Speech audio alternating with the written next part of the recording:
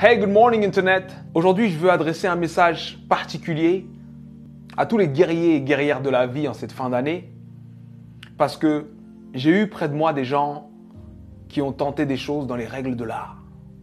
J'ai moi-même plusieurs fois dans ma vie tenté des choses dans les règles de l'art, c'est-à-dire la motivation y était, la planification y était, la foi y était, tout y était et ça n'a pas marché. Et ça arrive. Des fois, ça arrive même que tu sais que ça va marcher, tu fais tout pour que ça marche, mais d'autres choses que tu croyais là s'effondrent. Des imprévus de la vie arrivent en angle mort et boum! Des choses qu'on peut appeler catastrophiques. Et là, tu te poses la question, mais pourquoi moi? Pourquoi c'est aussi dur pour moi? Pourquoi ça m'arrive à moi? Si tu es de ceux qui se posent cette question, il faut que je te raconte l'histoire d'un homme. Cet homme est né en 1809.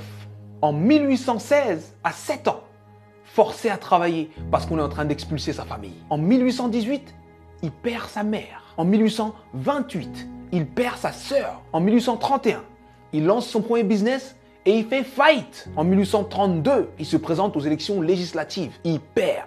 En 1833, il emprunte de nouveau de l'argent pour créer un business qu'il lance et qui fait faillite encore. En 1835, il rencontre une femme merveilleuse, il tombe amoureux d'elle, il se fiance et elle meurt. En 1836, il rentre dans une période sombre de sa vie, il rentre dans une dépression profonde. Et il reste alité pendant 6 mois consécutifs.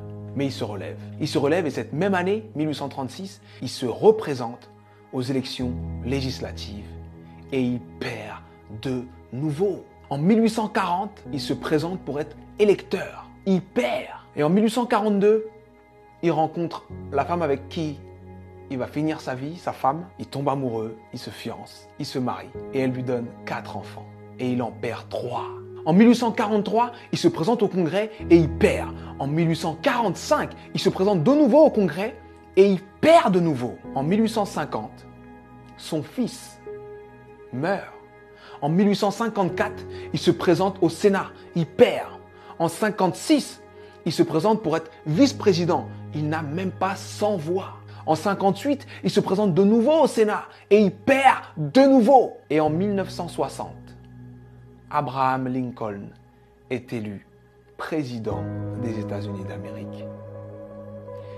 Et il fait 2 mandats exceptionnels qui font de lui l'un des présidents les plus respectés et les plus impactants de l'histoire des États-Unis.